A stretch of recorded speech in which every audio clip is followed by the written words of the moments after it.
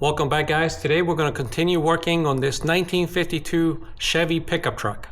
As some of you know from our previous video, this engine is not stuck even though it hasn't been started in 20 years.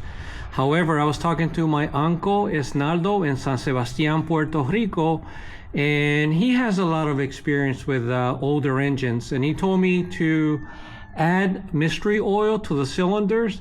Not because the pistons may be stuck to the cylinders. However, one thing that I didn't think about is that the piston rings themselves may be stuck to the pistons. So I'm going to do just that. So what I'm going to do is I'm going to take out the spark plugs again, and I'm going to add 2 or 3 ounces of mystery oil into each cylinder, let it soak overnight, just to be on the safe side. Because what would happen if the rings were stuck to the pistons? Well, we will see a lot of blue smoke eventually once I start it coming out the back end. So to be on the safe side, I'm gonna go ahead and add mystery oil. And yes, it could be a mess taking out the mystery oil from each cylinder, but it's easy.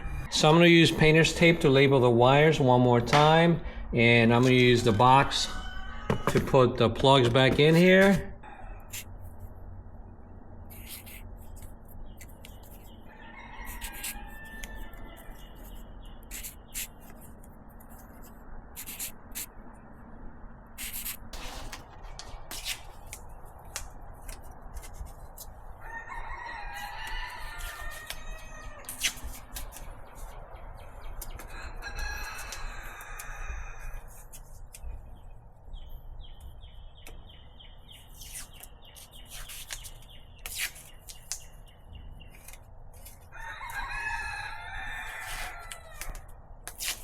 The roosters are calling me.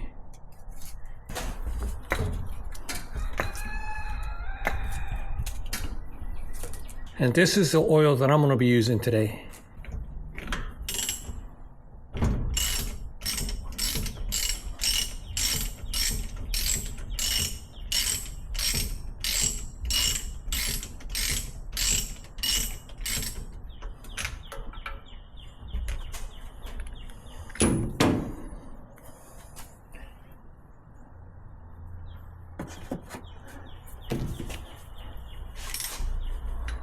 Guys, and a lot of people use this to keep the engines clean from sludge.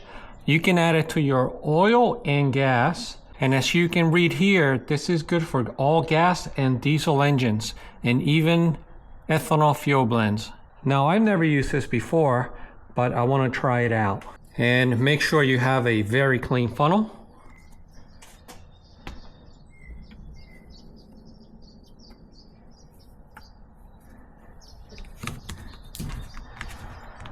All right, again, 2 to 3 ounces. That's all I need. And by the way, this is a 16-ounce bottle, so this is plenty for all 6 cylinders.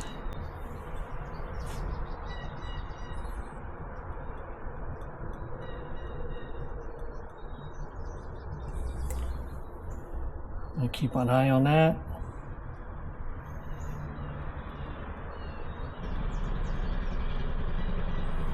Okay, on to the next cylinder. So mystery oil is in all of them. Now we're going to wait a day or 2 before we turn over the engine. But as we wait, I'm going to use my borescope to look inside the cylinders right now to see what they look like now with the mystery oil inside. Okay, so here now you can see the mystery oil sitting at the bottom or on top of the piston. Okay. So guys, we're gonna do a test on the spark plugs to see if they are firing, and they should because they don't have that many miles on them.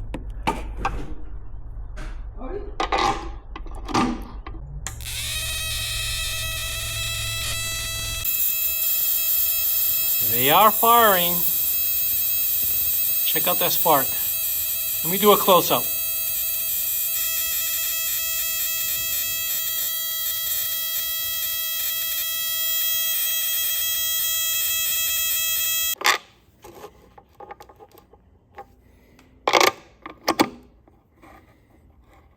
These are 3 and 4.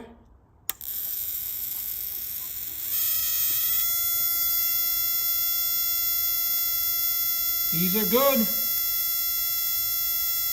And now 5 and 6.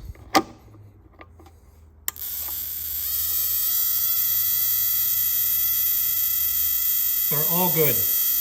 And guys, this is the all-tool spark plug tester. I'll link it below in case anyone's interested. And since we have the bore scope handy, we're gonna take a look inside the gas tank. Now I did take a look yesterday and the tank looks very clean. Now my brother Janelle told me a couple of days ago that because I haven't been driven it for 20 years and there's gas sitting in there, that there may be a lot of sludge to go ahead and take out the gas tank. However, I used my bore scope yesterday to take a look in there and it looks relatively clean and we're about to see. Okay, here it goes.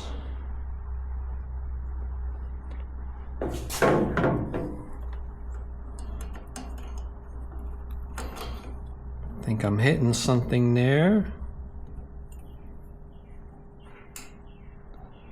Here we go, guys. We are inside the gas tank.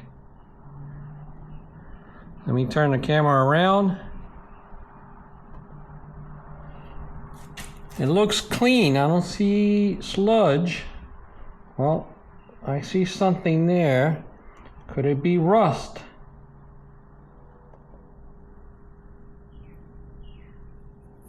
Not sure.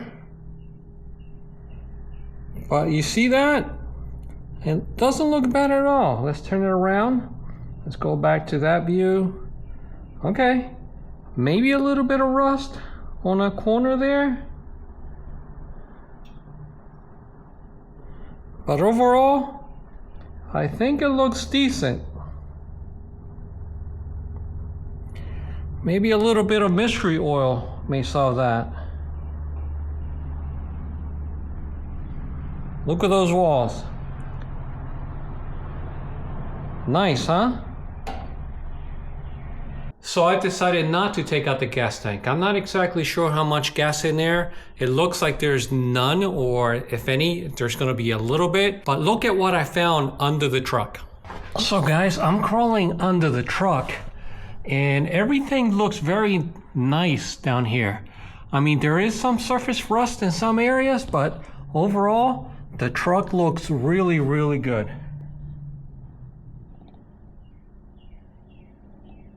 Oh, I just noticed the problem. I just noticed that this is cracked. You see that? Oh, it's broken. I can't drive it until I replace this leaf spring. Oh, that leaf spring is broken. Oh, check it out. All right, I guess that's one job I'm gonna have to do. Never replace a leaf spring. But there's always a first time for everything. All right, and this is what I noticed down here yesterday. Under the tank, there's a valve. There's a petcock there. A drain. Petcock right here, and a drain bolt right there. So guess what we're gonna do today? We're gonna drain any gas in the gas tank. And we're gonna do that now. And guys, this is the other side, the other leaf spring, and it appears to be broken as well. Check it out. You see that? But if I'm gonna replace a leaf spring on one side, obviously you have to do the other side as well. So there's a little leak under the oil pan, and it appears to be coming from this bolt here. So I'm gonna tighten it up a little bit.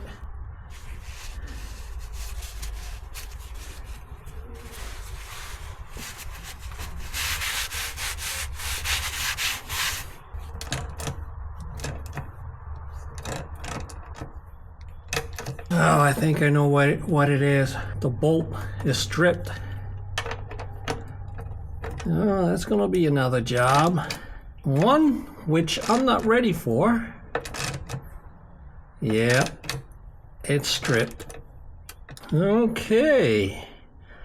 Yeah, it just spins in there. All right, I think I'm ready. I looked online for our videos on how to drain a gas tank from an advanced design, you know, 1947 through 55, but I can't find anything online. And I'm gonna have to figure this out, but it should be relatively easy. What I'm gonna do is I'm gonna turn off this petcock valve and then open up this drain bolt. I have a bucket here and hope for the best. Yeah. Now, if my grandfather were alive, Don Juan Valentin, he would say, well, you're not gonna learn how to do it by just looking at it. Go do it. And I'm gonna do just that. All right, so petcock valve is easy to turn. Yeah, but you know what? Let me clean out that rust around it. I have this little wire brush.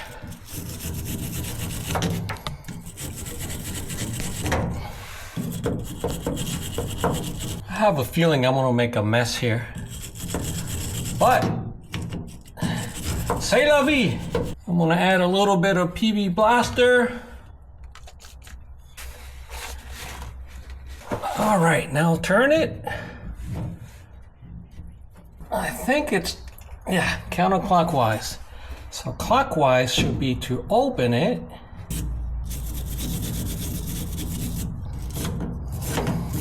You might as well do the whole thing.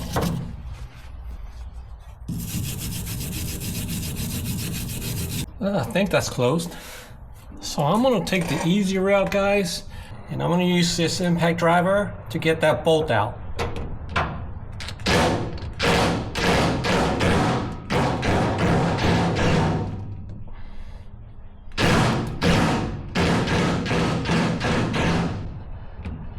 Just to get it started, and it did move.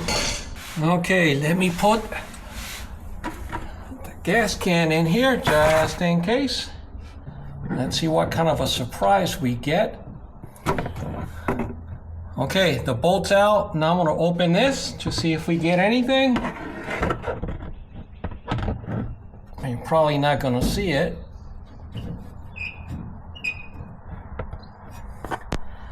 And there appears not to be any gas in the tank. Over the course of 20 years, it probably evaporated. All right. That's one less thing to worry about then. Let's make sure. Yep. Now, a second ago, it occurred to me that there is a possibility that the tank may be plugged up, and there's only one way to find out. All right, guys, there's only one way to find out whether or not the gas tank is plugged up. I'm gonna pour some gas. If you see any gas coming out of that hole, then we're golden.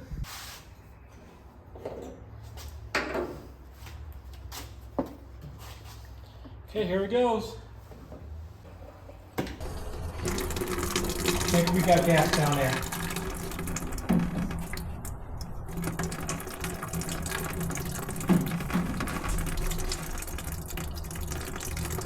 We've got gas. All right. It's not plugged up. Success.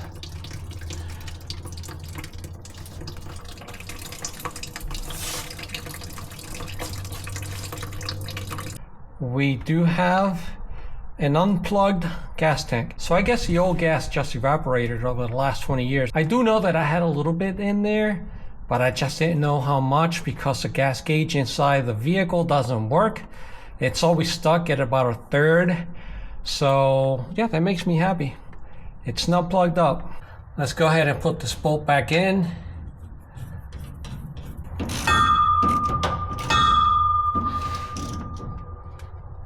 Now, I recorded a short video about the spring and I sent it to my brother in Jersey, my brother Janelle. And because I don't know anything about springs, and yeah, he told me that this is definitely broken. The other one's broken as well, but he told me not to worry about it because these are common and they're easy to install and relatively inexpensive. So within a minute, he found me a spring with Summit Racing for about $145 a piece. So now I'm gonna have to figure out how to take this out, and it looks kind of simple, and that's a project for the future. Now, my main goal now is to go ahead and get the truck ready to get it started. So I'm gonna leave this for last. And guys, I have my original registration and title here. And when I bought this truck, it had 30,562 miles. Now I can't tell if that's an original 30,000 or 130,000. So I believe more than likely it was 130,562 miles. I could be wrong, but I doubt it.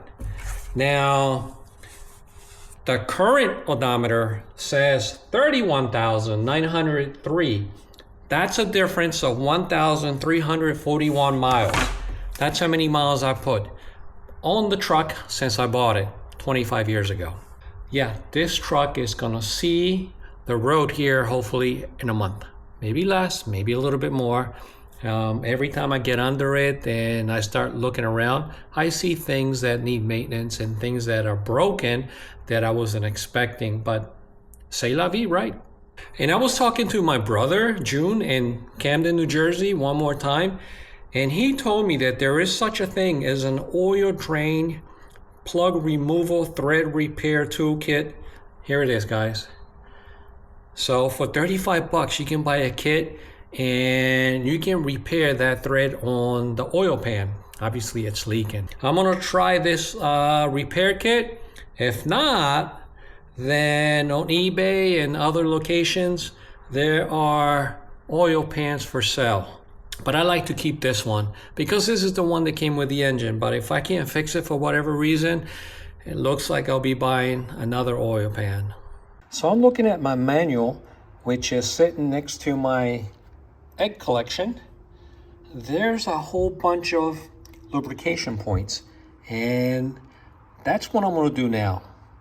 So what's the first thing that I need to grease? Well, according to this, front spring shackles, 2 each side.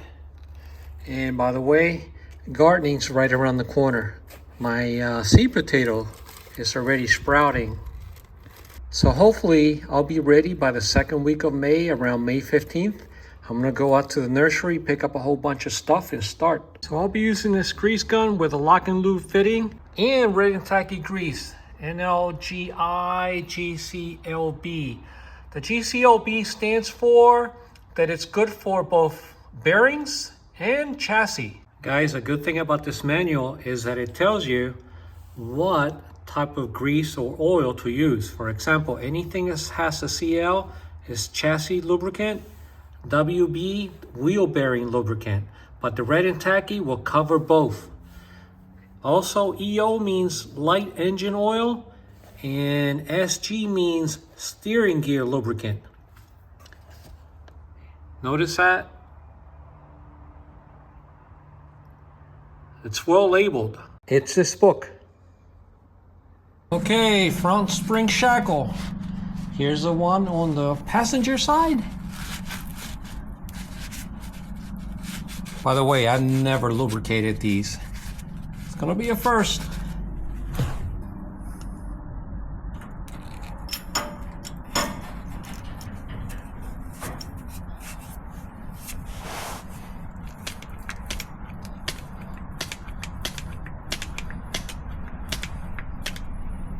There we go. I noticed the grease coming out this end.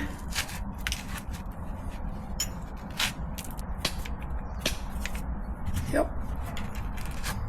Let's do the other one. Okay, next step, number 2, generator, 2 oil cups. But because I don't have a generator, I have an alternator, we can skip this one. Number 3, kingpin, 2 each side.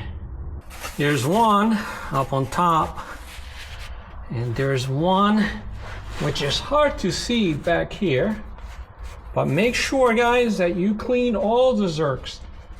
Make sure that they are very, very clean before you grease it. You don't want to push any of that dirt in there. Yeah, greasing this truck makes me feel good because I know it's gonna hit the road soon.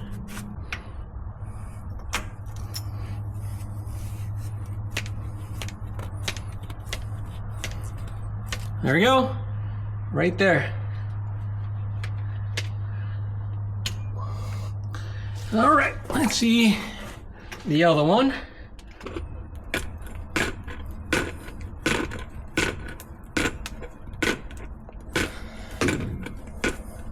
Oh, there it is, underneath. So guys, this is my second kingpin. This is the driver's side. And I noticed that this kingpin, no grease will come out the sides of the kingpin itself. However, grease only came out through here on the side of this circ.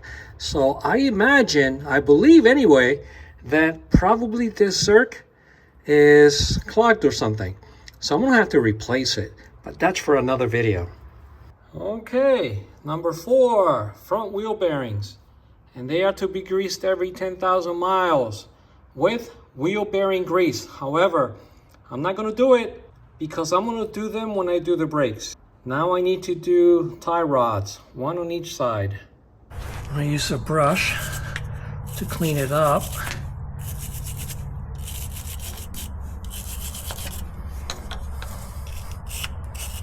It's not rusted. It's just dark for whatever reason.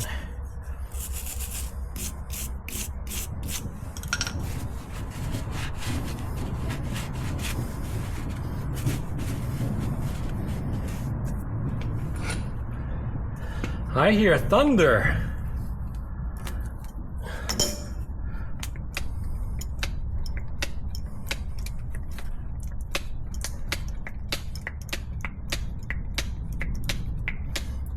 Wow, you need it a lot. There he goes, it's coming out. All right, let's go to the other side. Guys, I'm following it in the order that it shows up on the book. But here's the steering system right there, steering linkages. There's one there, there's one at underneath. So I might as well get those now, right there. All right, you first, mister, right there. There we go. And then the one down here, I don't know if you can see this one.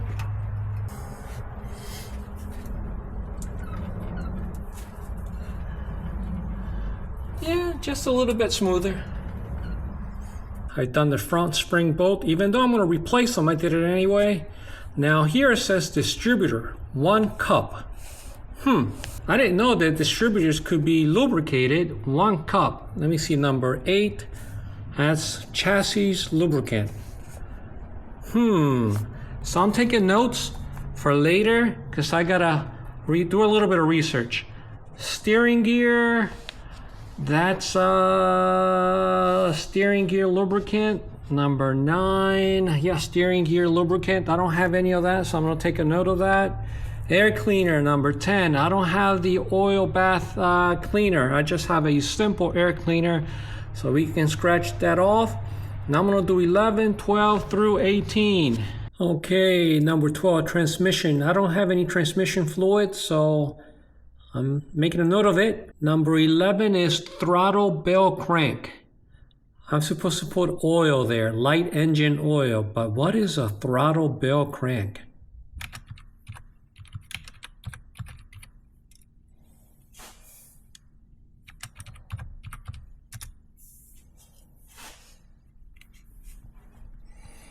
Throttle linkages? I guess in 52 they call them a crank, a bell crank. Okay, I'm gonna take out this air cleaner, this huge air cleaner. Let's put it here. Oh, yeah, I guess I need a new air cleaner too. Make a note of it, Obi.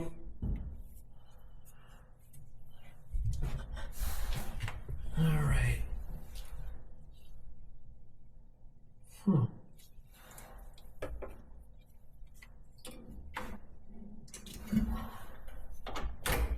Oh, I think it's this part up here.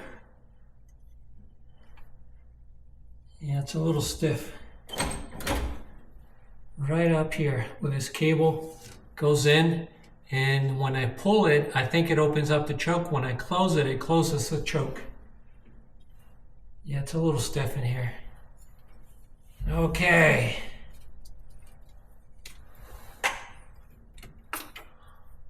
I mean, I'm guessing. It's gonna be should be a good guess. Okay.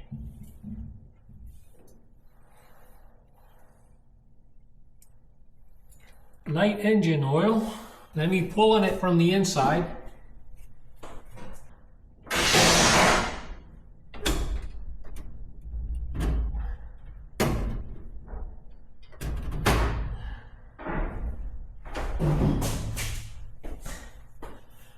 Did it do anything?